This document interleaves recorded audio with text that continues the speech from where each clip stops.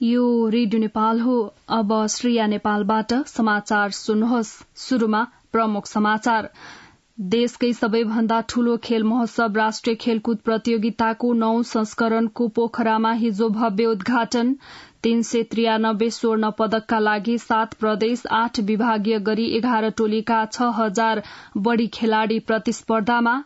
नेपालमा लगानीका लागि विदेशी नागरिकलाई न्यूनतम 2 करोड़ रूपियाँको सीमा तोक्ने मन्त्री परिषदको निर्णय। घोषणा पत्रमा समेट्ने विषयमा कांग्रेस केन्द्रीय सम्पादन समितिको बैठकमा छलफल। बाढ़ी पहिरोले पारेको क्षतिप्रति दुःख व्यक्त गर्दै घाइतेको उपचार बेपत्ताको खोजी र पीड़ित परिवारलाई आर्थिक सहायता गर्न सरकारलाई कांग्रेसको आग्रह। र अमेरिकी डलरको तुलनामा जापानी एन 32 वर्ष यताकै कमजोर। सुरेश, के छ खबर? कहाँ छौ? मेरो सब ठिक छ यार, अफिसमा छु। अनि घर तयार भयो तिम्रो? घर त तयार भयो यार। अब घरमा इन्टरनेट, टेलिभिजन लाइन अनि टेलिफोन नम्बर पनि लिनु थियो। अब तिमी नै छौ यहाँ नेपालमा पाइने सुविधाको बारेमा जानकार भएको। म त 15 वर्ष भयो यार देशबाट टाढा भएको। सजेस्ट गर न यार, कुन राम्रो होला? इन्टरनेट, टेलिभिजन लाइन र टेलिफोन सेवाका लागि हो भने आँखा चिम्लेर नेपाल टेलिकमको fibre to the home FTTH सेवा लिहाल। तिमीलाई चाहिएको सबै सुविधा नेपाल टेलिकममा पाउँछौ। ढुक्क भएर लिँदा हुन्छ। ल गजब भएछ। मलाई चाहिएको सबै सुविधा एउटै फाइबरबाट पाउने भएपछि थ्यांक यू यार। थ्यांक यू मलाई भन्दा नेपाल टेलिकमलाई भन। जनतालाई निरन्तर सेवा दिँदै आएको छ। नेपाल टेलिकम, राष्ट्रको सञ्चार।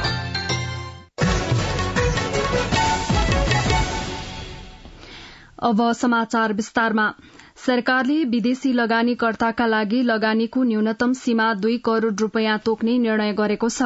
मन्त्री परिषद बैठकको निर्णय सार्वजनिक गर्दै हिजो सरकारका प्रवक्ता एवं संचार तथा सूचना प्रविधि मन्त्री ज्ञानेन्द्र बहादुर कार्कीले विदेशी लगानीको न्यूनतम सीमा तोक्ने निर्णय गरेको जानकारी दिनुभयो।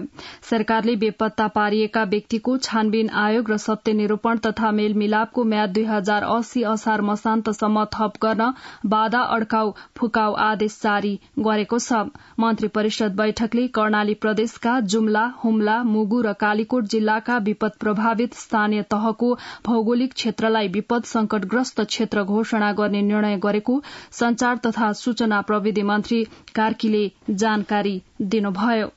नेपाल सरकारद्वारा गठित वार्ता टोली र प्राध्यापक डाक्टर गोविन्द केसी बीच मिति 2079 असोज 8 गते सम्पन्न सहमति पत्र अनुमोदन गरी कार्यान्वयन गर्ने। विदेशी लगानी तथा प्रविधि हस्तान्तरण ऐन 2075 को दफा 3 को उपदफा 3 ले दिएको अधिकार प्रयोग गरी विदेशी लगानीको न्यूनतम सीमा प्रति विदेशी लगानीकर्ता 2 करोड़ रूपियाँ तोक्ने।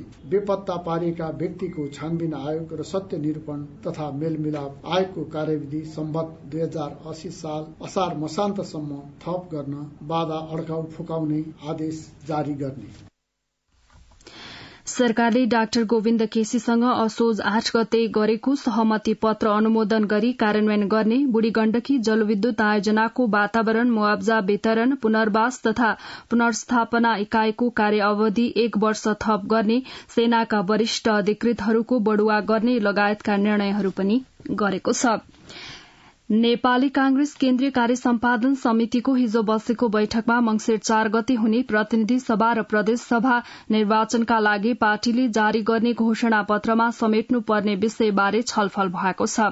बैठकमा घोषणा पत्र तयारी समितिले तयार पारेको प्रारम्भिक मस्यौदा पेश भएको र नेताहरूबाट विभिन्न सुझावहरू प्राप्त भएको नेपाली कांग्रेसका सहमहामन्त्री एवं घोषणा पत्र तयारी समितिका प्रवक्ता जीवन परियारले जानकारी दिनुभयो। हिजोको बैठकमा प्रधानमन्त्री एवं नेपाली कांग्रेसका सभापति शेरबहादुर देउबा, उपसभापति पूर्णबहादुर खड्का, महामन्त्री गगन कुमार थापा, केन्द्रीय सदस्यहरू गोपालमान श्रेष्ठ, विमलेन्द्र निधि, डाक्टर रामशरण महत, अर्जुन नरसिंह केसी लगायतले बोल्नु भएको र देशको आर्थिक विकास र सामाजिक न्यायलाई केन्द्रमा राखेर घोषणा पत्र तयार गर्न सुझाव दिनु भएको समितिका प्रवक्ता परियारले बताउनुभयो। आर्थिक समृद्धिको एजेन्डा सहितको यो घोषणा पत्र आउनुपर्छ भन्ने सुझाव पनि दिनुभयो सभापतिज्यूले। यी सुझावहरूमा विशेष गरी आगामी दिनमा नेपाली कांग्रेसले आर्थिक विकास र पूर्वाधारमा के कसरी अगाडि बढ्न सक्छ, अन्तर्राष्ट्रिय लगानीहरूलाई कसरी भित्याउन सकिन्छ, निर्यात कसरी बढाउन सकिन्छ, आयातलाई कसरी घटाउन सकिन्छ, गरिबीको रेखामुनि रहेका जनताको शिक्षा, स्वास्थ्य, रोजगारीलाई कसरी सुनिश्चित गर्न सकिन्छ र समुन्नत नेपाल, सम्पन्न नेपाली बनाउने कुरामा नेपाली कांग्रेस पार्टीले आर्थिक विकास सँगसँगै सामाजिक सांस्कृतिक विकासको एजेन्डा र आगामी नेपालको मार्गचित्र समेत प्रस्तुत गर्ने गरी सुझावहरू प्राप्त भएको छ। अन्तर्राष्ट्रिय सम्बन्धका बारेमा पनि एउटा राष्ट्रिय सहमतिको दृष्टिकोण बनाउनुपर्छ भन्ने कुराहरू पनि हामीले घोषणा पत्रमा राख्ने कुरा भएको छ। बैठकले पार्टीको घोषणा पत्रमा समेट्नुपर्ने विषयबारे कुनै सुझाव भए आज बेलुका 7 बजेसम्ममा लिखित रूपमा उपलब्ध गराउन हिजोको बैठकमा अनुपस्थित एवं काठमाडौँ उपत्यका बाहिर रहेका सदस्यहरूलाई आग्रह समेत गरेको छ। नेपाली कांग्रेस केन्द्रीय कार्य सम्पादन समितिको बैठकले 2079 असोज 19 गतेदेखि परेको अविरल वर्षाका कारण कर्णाली जिल्लामा बाढ़ी र पहिरोमा परि मृत्यु भएकाहरूप्रति दुःख व्यक्त गरेको छ। त्यसखाले घटनामा परि घाइते भएकाहरूको उपचार एवं बेपत्ता भएकाहरूको खोजीमा ध्यान केन्द्रित गर्न बैठकले तीनै तहका सरकारलाई आग्रह गरेको छ। त्यसै गरी पीड़ित परिवारलाई आर्थिक सहायता प्रदान गर्न पनि सरकारलाई कांग्रेसले आग्रह गरेको छ। बैठकले प्राकृतिक विपदमा परि मृत्यु भएका प्रति श्रद्धांजलि एवं शोक सन्तप्त परिवारजनमा समवेदना व्यक्त गरेको जारी प्रेस विज्ञप्तिमा उल्लेख गरिएको छ। निर्वाचन आयोगले मंसिर 4 गते हुने प्रतिनिधि सभा र प्रदेशसभा सदस्यको निर्वाचनका लागि निर्वाचन ई बुलेटिन र कल सेन्टर सञ्चालन गरेको छ।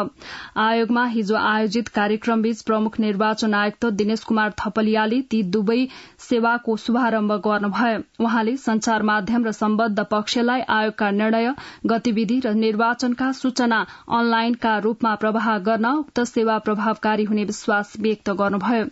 पैसा नलाग्ने टोल फ्री 1102 नम्बरमा जुनसुकै दूरसंचार सेवा प्रदायकका फोनबाट सम्पर्क गर्न सकिने गरी उक्त सेवा सञ्चालनमा आएको हो। हाल दैनिक बिहान 9 बजेदेखि साँझ 7 बजेसम्म 6 जना कर्मचारीबाट सञ्चालित हुने सो सेवाबाट लाभ लिन प्रमुख आयुक्त थपलियाले आग्रह गर्नुभयो। नेकपा माओवादी केन्द्रका अध्यक्ष पुष्पकमल दाहाल प्रचण्डले समाजवादी क्रान्तिको आधार तयार गर्न नयाँ ऊर्जा लिन गोर्खा आएको बताउनु भएको छ। गोर्खामा हिजो आयोजित कार्यक्रममा अध्यक्ष प्रचण्डले गोर्खा जिल्लाका प्रचुर सम्भावनालाई समृद्धिमा रूपान्तरण गर्न आफू प्रतिबद्ध रहेको बताउनुभयो। अध्यक्ष प्रचण्डले बेनीघाट, आरूघाट, लार्के सड़क, बुढ़ी गण्डकी परियोजना, मध्य पहाड़ी लोकमार्गले गोर्खालाई समृद्ध बनाउने बताउनुभयो। उहाँले त्रिदेशीय रणनीतिको उत्तर दक्षिण जोड्ने बाटो गोर्खामा निर्माण भइरहेकाले त्यसले चीन, नेपाल र भारतलाई नयाँ आयाम दिने बताउनुभयो। पूर्व राष्ट्रपति डाक्टर रामवरण यादवले समाजको एकीकरणमा सबै जात जातिको महत्वपूर्ण योगदान रहेको बताउनु भएको छ। नागरिक अभिनन्दन समारोह समितिद्वारा हिजो मोरङमा आयोजित कार्यक्रममा पूर्व राष्ट्रपति डाक्टर यादवले सम्पूर्ण समाजको मेलमिलापबाट नै सभ्यता निर्माण हुने भएकाले मेलमिलापको सभ्यताले मुलुकको सही विकासमा सहयोग पुर्याउने धारणा राख्नुभयो। उहाँले यस क्षेत्रको समाजको विकासमा पहाड़ी, मधेसी, थारू एवं मारवाड़ी समुदायको महत्वपूर्ण योगदान रहेको विचार व्यक्त गर्नुभयो। नेपाली कांग्रेसका वरिष्ठ नेता रामचन्द्र पौडेलले राजनीतिक स्थिरता र सुशासन कायम गर्न वर्तमान गठबन्धन क्रियाशील रहेको बताउनु भएको छ। तनहुँको ब्यास नगरपालिका 13 मा मतदातासँगको भेटघाटका क्रममा हिजो वरिष्ठ नेता पौडेलले राजनीतिक स्थिरता कायम गरी देश विकास गर्ने लक्ष्य आफूहरूको रहेको बताउनुभयो। नवनियुक्त कानून, न्याय तथा संसदीय मामला मन्त्री ज्ञानेन्द्र बहादुर कार्कीले हिजो पद बहाली गर्नुभएको छ। पद बहाली गर्नुहुँदै मन्त्री कार्कीले नयाँ कानून बनाउने प्रक्रियामा अघि बढ़ाइएका विभिन्न विधेयकहरू नयाँ संसद आएपछि उपयुक्त ढंगले अघि बढ़ाउने बताउनुभयो। संचार तथा सूचना प्रविधि मन्त्रालयको जिम्मेवारी सम्हाल्दै आउनुभएका मन्त्री कार्कीले आफू पुनः कानून, न्याय तथा संसदीय मामला मन्त्रालयको जिम्मेवारी सम्हाल्न आइपुगेको स्मरण गराउनुहुँदै सबै कर्मचारीहरूलाई सहयोग गर्न आग्रह गर्नुभयो। ऊर्जा जलस्रोत तथा सिंचाई मन्त्री पम्फा भूषालले सुनकोशी मरिन डाइभर्सन बहुउद्देश्यीय आयोजनाले राष्ट्रको समृद्धिको सपना पूरा गर्ने बताउनु भएको छ। आयोजना स्थलको निरीक्षणपछि हिजो संचारकर्मीसँग कुरा गर्दै उहाँले आयोजना निर्माणपछि स्थानीय स्तरमा नै रोजगार सृजना हुने, खाद्यान्नको नाममा विदेश जाने पैसा बचत हुने र नागरिकको आर्थिक अवस्थामा पनि सकारात्मक सुधार ल्याउने बताउनुभयो। मध्य प्रदेशका मुख्यमन्त्री लालबाबु राउतले प्रदेश सरकारमा नेपाली कांग्रेसका तर्फबाट प्रतिनिधित्व गर्ने 3 जना मन्त्रीलाई हिजो पदमुक्त गर्नुभएको छ। पदमुक्त हुनुभएका मन्त्रीहरूमा राम सरोज यादव, ओम प्रकाश शर्मा र वीरेन्द्र प्रसाद सिंह हुनुहुन्छ। मध्य प्रदेशका प्रमुख हरिशंकर मिश्रले पदमुक्त हुनुभएका मन्त्रीहरूले सम्हाल्नु भएका मन्त्रालयहरू मुख्यमन्त्री राउतले सम्हाल्ने गरी तोक्नु भएको छ। 5 दलीय गठबन्धनबाट जनता समाजवादी पार्टी अलग भएपछि प्रधानमन्त्री देउवाले जसपाका मन्त्रीहरू र मध्य प्रदेशका मुख्यमन्त्री राउतले कांग्रेसका मन्त्रीहरूलाई पदमुक्त गर्नुभएको हो। वर्षापछिको बाढ़ी र पहिरोले 1 हप्तादेखि पूर्ण रूपमा बन्द कर्णाली राजमार्गको हुम्ला कालीकोट खण्डको पहिरो पन्छाउन थालिएको छ। राजमार्ग अवरूद्ध हुँदा आवागमन ठप्प भएपछि अवरोध हटाएर आवागमन सहज बनाउन स्थानीय सरकारका प्रमुखहरूसहित जुटेको जुम्लाका प्रमुख जिल्ला अधिकारी मुकेश कुमार केसरीले बताउनुभयो। क्षतिग्रस्त स्थल पुगेर सड़क डिभिजन कार्यालयले नेपाली सेना, सशस्त्र प्रहरी, नेपाल प्रहरीको निगरानीमा राजमार्ग खुलाउने काम शुरू गरेको प्रमुख जिल्ला अधिकारी केसरीले जानकारी दिनुभयो। काठमाण्डु महानगरपालिका 11 थापाथली स्थित बागमती किनारका अनाधिकृत संरचना हटाउन थालिएको छ। अधिकार सम्पन्न बागमती सभ्यता एकीकृत विकास समितिले धेरै वर्ष अघिदेखि यी संरचना हटाउन खोजे पनि विभिन्न समूहको दबावमा काम रोकिएकामा अहिले काठमाण्डु महानगरपालिकाको सहयोगमा ती अनधिकृत संरचना भत्काउन थालिएको समितिका सूचना अधिकारी कमल अर्यालले जानकारी दिनुभयो। नदीको बहाव क्षेत्रका सार्वजनिक जग्गामा अनधिकृत रूपमा संरचना बनाएर बागमती प्रदूषित बनाइएको भन्दै त्यहाँबाट हटाउन नदी सफाई अभियान कर्मीले माग गर्दै आएका छन्। राजधानीमा सुकुम्बासीका नाममा नदी किनारका सार्वजनिक जग्गा कब्जा गरी बस्ने सुकुम्बासीलाई इचंकु नारायणमा आवासीय भवन निर्माण गरेको वर्षौं बिते पनि सर्न मानेका छैनन्। हप्ता दिन अघिको अविरल वर्षापछिको बाढ़ीका कारण बर्दियाको राजापुर, गुलरिया, मधुवन, बारबर्दिया क्षेत्रमा 494 बिघा धान बालीमा क्षति पुगेको छ। बाढ़ीले 309 बिघामा लगाइएको धान बाली पूर्ण क्षति भएको छ भने 185 बिघामा लगाएको धानमा आंशिक क्षति पुगेको एकीकृत कृषि तथा पशुपक्षी कार्यालयका सूचना अधिकारी सन्तोष पाठकले बताउनुभयो। तिहार नजिकिँदै गर्दा भक्तपुर गुण्डुका किसानहरूलाई मखमली टिपेर माला उन्न भ्याइ नभ्याइ छ। भाइटिकाको दिन दिदी बहिनीले दाजुभाइलाई लगाइदिने कहिले नओइलाउने मखमली फूलको माला तयार भएपछि किन्नका लागि व्यापारीहरू किसानका घरमै पुग्ने गर्दछन्। संवाददाता यशोदा अधिकारीको यो रिपोर्ट। यति बेला भक्तपुर गुण्डुका प्रत्येक घरका किसानहरू तिहारमा भाइटिकाका लागि आवश्यक पर्ने मखमली फूलको माला उन्न व्यस्त छन्। तिहार नजिकिँदै गर्दा मखमली मालाको माग बढ़ेका कारण किसानहरू बिहानभरि मखमली टिपेर माला उन्छन् र दिउँसो धान काट्न खेततिर जान्छन्। गुण्डुका प्रत्येक घरका बारी, करेसा, आँगनका डिल र खेतहरूमा मखमली फुलेर तिहारलाई स्वागत गर्न आतुर छ। फूल टिपेर माला हुनेपछि उनीहरूलाई माला बोकेर बजारसम्म जानै पर्दैन। प्रतिमाला 20 देखि 25 रुपैयाँमा एकमुष्ट रूपमा लिन व्यापारीहरू घरमै आइपुग्छन्। भक्तपुरका किसानका मखमली माला देशभर मात्रै पुग्दैनन्, विश्वका विभिन्न मुलुकहरूमा रहेका नेपालीहरू कहाँ समेत पुग्ने गर्छ। विगत लामो समयदेखि मखमली माला उनेर बेच्दै आउनुभएकी शर्मिला विष्ट। फूल लगाउने मान्छे धेरै नै हुनुहुन्छ गुण्डुमा चाहिँ, फूलबाटै धेरै आमदानी गर्नु भएको छ कि विदेशतिर लैजानलाई पनि लिन आउनुहुन्छ अनि भ्याली बाहिर जानलाई पनि लिन आउनुहुन्छ। गुण्डुमा मखमली फूल साउन महिनादेखि नै फुल्न थाल्छन्।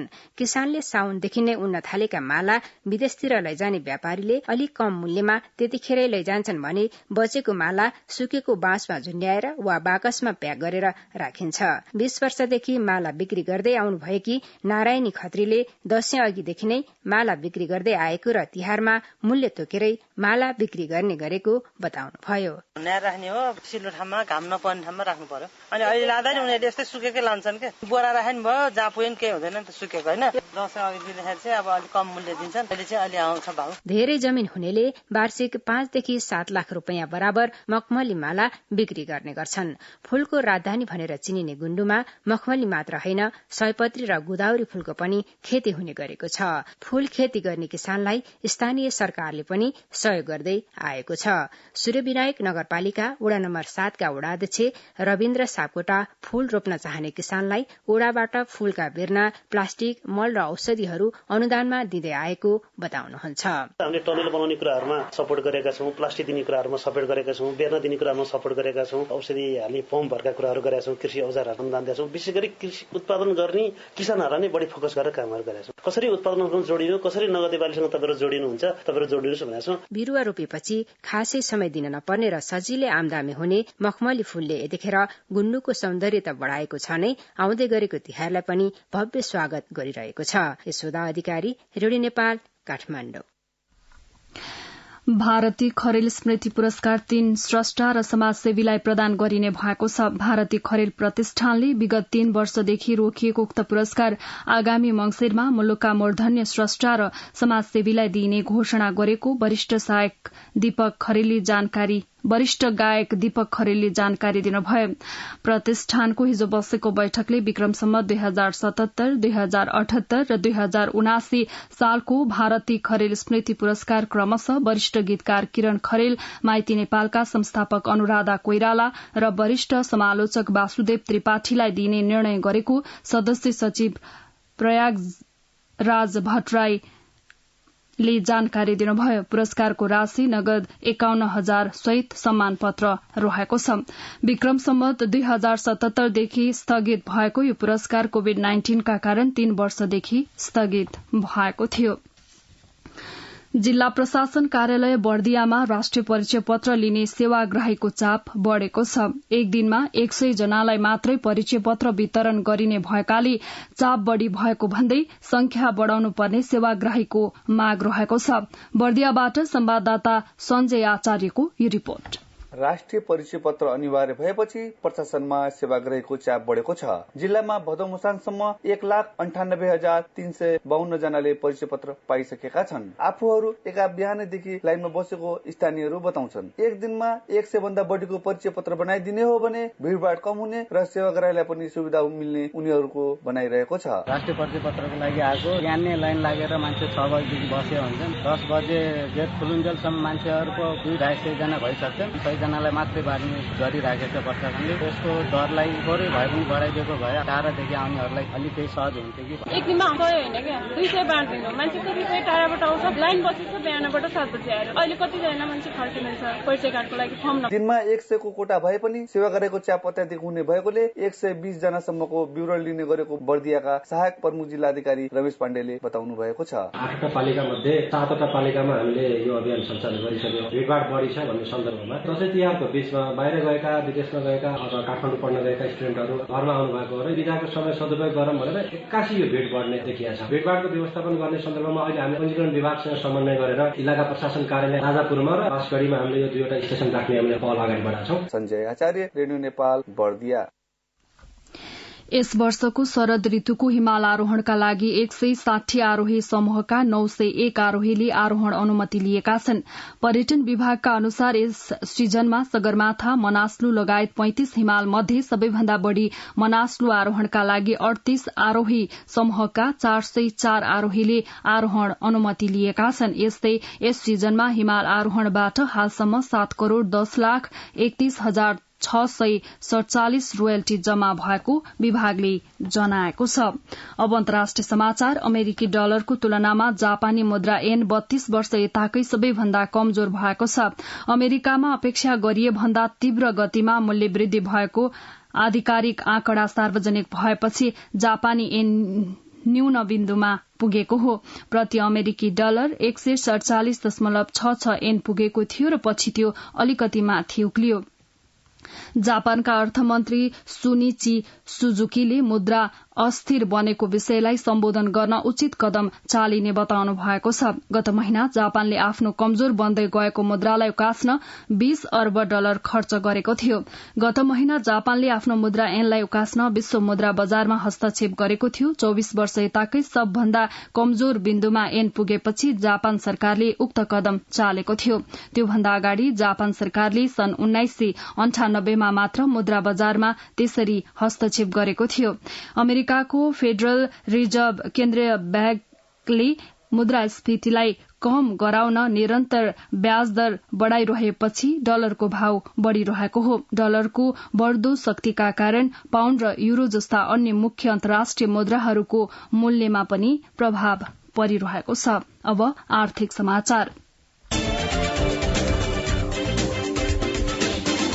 सरकारले महँगा गाड़ी, मदिरा, मोबाइल र मोटरसाइकलको आयात प्रतिबन्धलाई निरन्तरता दिने निर्णय गरेको छ। शुक्रबार बसेको मन्त्री परिषदको बैठकले 4 प्रकारका वस्तुको पैठारीमा लगाइएको प्रतिबन्धलाई मंसिर मसान्तसम्म लम्ब्याउने निर्णय गरेको सरकारका प्रवक्ता संचार तथा सूचना प्रविधि मन्त्री ज्ञानेन्द्र बहादुर कार्कीले जानकारी दिनुभयो। राष्ट्रिय ढुकुटीमा विदेशी मुद्राको सञ्चिति माथिको दबाव कायमै रहेको अर्थ मन्त्रालय र नेपाल राष्ट्र बैंकको रायपछि उद्योग, वाणिज्य तथा आपूर्ति मन्त्रालयले प्रतिबन्धलाई मंसिर मसान्तसम्म निरन्तरता दिन सिफारिश गरेको थियो। सरकारले ढुकुटीमा विदेशी मुद्रा सञ्चिति कम भएको भन्दै गत वैशाखमा 10 प्रकारका वस्तुमा असार मसान्तसम्म आयातमा पूर्ण प्रतिबन्ध लगाएको थियो। उक्त प्रतिबन्धलाई थप कडाई गर्दै सरकारले 31 असारमा प्रतिबन्ध लम्ब्याएको थियो।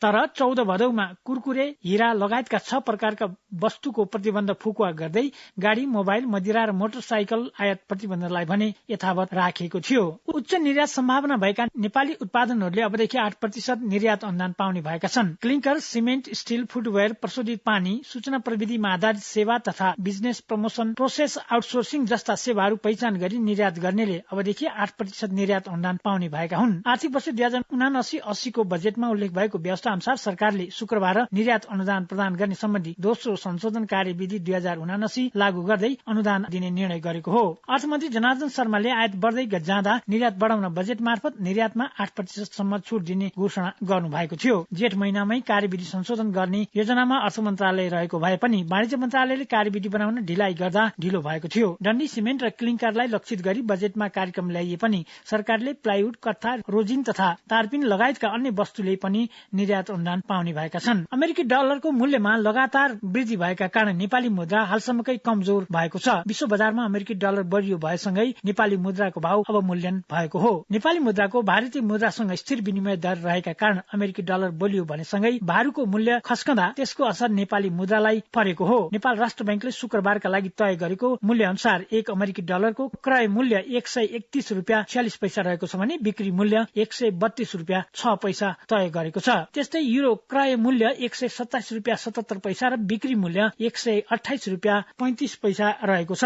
बर्दियामा 496 बिघा क्षेत्रफलमा लगाइएको धान बाली क्षति भएको प्रारम्भिक अनुमान गरिएको छ। राजापुर, गुलरिया, मधुवन, बर्दिया क्षेत्रमा काटेर खेतमै सुकाइएको धान बाली नदीले बगाएर क्षति भएको हो। बुधबारदेखि धान बाली क्षतिको लगत लिन थालेको एकीकृत कृषि तथा पशुपन्छी कार्यालयका सूचना अधिकारी सन्तोष पाठकका अनुसार गुलरिया, मधुवन र बर्दियामा प्रारम्भिक लगत अनुसार 494 बिघा धान बालीमा क्षति पुगेको छ। अब खेल समाचार। 9 राष्ट्रिय खेलकुद प्रतियोगिता हिजोदेखि कास्कीको पोखरामा शुरू भएको छ। एकताबद्ध देश खेलकुदको सन्देश भन्ने नाराका साथ शुरू भएको 9 राष्ट्रिय खेलकुदको भव्य समारोहका बीच उपराष्ट्रपति नन्दबहादुर पुनले हिजो साँझ पोखरा रंगशालामा उद्घाटन गर्नुभयो। उद्घाटन समारोहमा उपराष्ट्रपति पुनले पर्यटकीय नगरी पोखरामा शुरू भएको 9 राष्ट्रिय खेलकुद खेलाड़ीहरूको महान उत्सव भएको बताउनुभयो। खेल क्षेत्रलाई समयानुकूल रूपमा विकास गर्दै लैजानुपर्ने बताउनुहुँदै उपराष्ट्रपति पुनले विद्यमान समस्याहरूलाई समाधान गर्दै जानुपर्नेमा जोड़ दिनुभयो। उपराष्ट्रपति पुनले प्रतियोगिताले गण्डकी प्रदेशलाई खेल पर्यटनको गन्तव्यका रूपमा स्थापित गर्न योगदान गर्ने बताउनुभयो। आत्मविश्वास र उच्च मनोबलका साथ खेलमा सहभागी बन्न आग्रह गर्नुहुँदै उपराष्ट्रपति पुनले सबै खेलाड़ीलाई सफलताको शुभकामना व्यक्त गर्नुभयो। समारोहमा मूल आयोजक समितिका अध्यक्ष एवं युवा तथा खेलकुद मन्त्री महेश्वर जंग गहतराजले 9 राष्ट्रिय खेलकुदको झण्डा झण्डोत्तोलन गर्नुभयो। झण्डामा गण्डकी प्रदेशको राजधानी पोखरा र माछापुच्छ्रेलाई रेखांकित गरिएको छ। कार्यक्रममा मन्त्री गहतराजले खेलकुदको विकासका लागि 3वटै तहका सरकार लाग्नुपर्ने र त्यसका लागि खेलकुदको गुरूयोजना लगायतका कार्यक्रम अघि बढ़ाइएको बताउनुभयो। उहाँले प्रतियोगितासँगै आगामी दिनमा खेलाड़ीहरू राष्ट्रिय एवं अन्तर्राष्ट्रिय रूपमा प्रतिस्पर्धा गर्न सक्ने विश्वास व्यक्त गर्नुभयो। गण्डकी प्रदेशका मुख्यमन्त्री कृष्णचन्द्र नेपाली पोखरेलले गण्डकी प्रदेशमा 9 राष्ट्रिय खेलकुद हुनु समग्र गण्डकी प्रदेशका लागि गौरव भएको बताउनुभयो। उहाँले खेलका माध्यमबाट अन्तर्राष्ट्रिय एवं राष्ट्रिय रूपमा एकता कायम गर्ने बताउनुभयो। संस्कृति पर्यटन तथा नागरिक उड्डयन मन्त्री एवं ओलम्पिक कमिटिका अध्यक्ष जीवनराम श्रेष्ठले पोखरामा भएको यस खेलले खेल क्षेत्रको विकाससँगै गण्डकी प्रदेशको पर्यटकीय सम्भावनालाई अझै उजागर गर्ने बताउनुभयो। राष्ट्रिय खेलकुद परिषदका सदस्य सचिव टंकलाल घिसिङले नेपाली खेलकुदको इतिहासमा यसको महत्वपूर्ण स्थान रहेको बताउनुभयो। उद्घाटन समारोहमा 7वटै प्रदेशका टीम, नेपाली सेना, सशस्त्र प्रहरी र नेपाल प्रहरीका मार्च पास गरिएको थियो भने विभिन्न जात जातिका सांस्कृतिक झाँकी प्रस्तुत गरिएको थियो। कुल 36वटा खेल र 2 प्रदर्शनी सहित 38 खेल समावेश भएको प्रतियोगितामा 7 प्रदेश, 3 विभागीय र एनआरएन गरी 11 टोली सहभागी छन्। 36 खेल मध्येका 26 खेल पोखरामा र अन्य गण्डकीका 7 जिल्लामा भइरहेको छ। कुल 6157 खेलाड़ीले प्रतिस्पर्धामा भाग लिनेछन् भने प्रतियोगितामा करिब 1003 पदकका लागि प्रतिस्पर्धा हुन लागेको हो। कुल 393 स्वर्ण पदकका लागि देशका 7 प्रदेश, नेपाली सेना, नेपाल प्रहरी र गैर आवासीय नेपालीको गरी 11 टोली प्रतिस्पर्धा गर्दैछन्। अब मौसम सम्बन्धी जानकारी। आज सुदूरपश्चिम कर्णाली र लुम्बिनी प्रदेशका पहाड़ी भागमा आंशिक बदली रही बाँकी प्रदेशहरूमा आंशिक बदली रही मौसम सामान्यतया सफा रहनुका साथै सुदूरपश्चिम र कर्णाली प्रदेशका 1-2 स्थानमा मेघ गर्जनसहित हल्का वर्षाको सम्भावना रहेको जल तथा मौसम विज्ञान विभागले जनाएको छ। गत 24 घण्टामा काठमाडौँ उपत्यकामा मापन गरिएको अधिकतम तापक्रम 27.5 डिग्री सेल्सियस, न्यूनतम तापक्रम 16.2 डिग्री सेल्सियस। अहिले बिहानको सापेक्षिक आर्द्रता 91%। आज दिउँसो काठमाडौँ उपत्यकाको अधिकतम तापक्रम 26 देखि 28 डिग्री सेल्सियसका बीच रहने अनुमान गरिएको छ। काठमाडौँ उपत्यकामा सूर्योदय अघि बिहान 6:04 भयो भने सूर्यास्त भरे साँझ 5:36 हुनेछ। अन्त्यमा यस प्रसारणका प्रमुख समाचार फेरि एकपटक।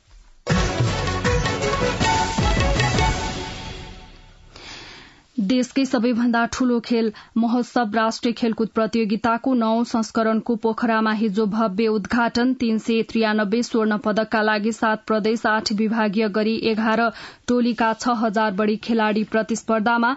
नेपालमा लगानीका लागि विदेशी नागरिकलाई न्यूनतम 2 करोड़ रूपियाँको सीमा तोक्ने मन्त्री परिषदको निर्णय। घोषणा पत्रमा समेट्ने विषयमा कांग्रेस केन्द्रीय सम्पादन समितिको बैठकमा छलफल। बाढ़ी पहिरोले पारेको क्षतिप्रति दुःख व्यक्त गर्दै घाइतेको उपचार, बेपत्ताको खोजी र पीड़ित परिवारलाई आर्थिक सहायता गर्न सरकारलाई कांग्रेसको आग्रह र अमेरिकी डलरको तुलनामा जापानी येन 32 वर्ष यताकै कमजोर। रेडियो नेपालबाट बिहान 7 बजेको समाचार सकियो। अर्को समाचार बुलेटिन 8 बजे अंग्रेजीमा सुन्न सक्नुहुनेछ। हवस् त, नमस्कार।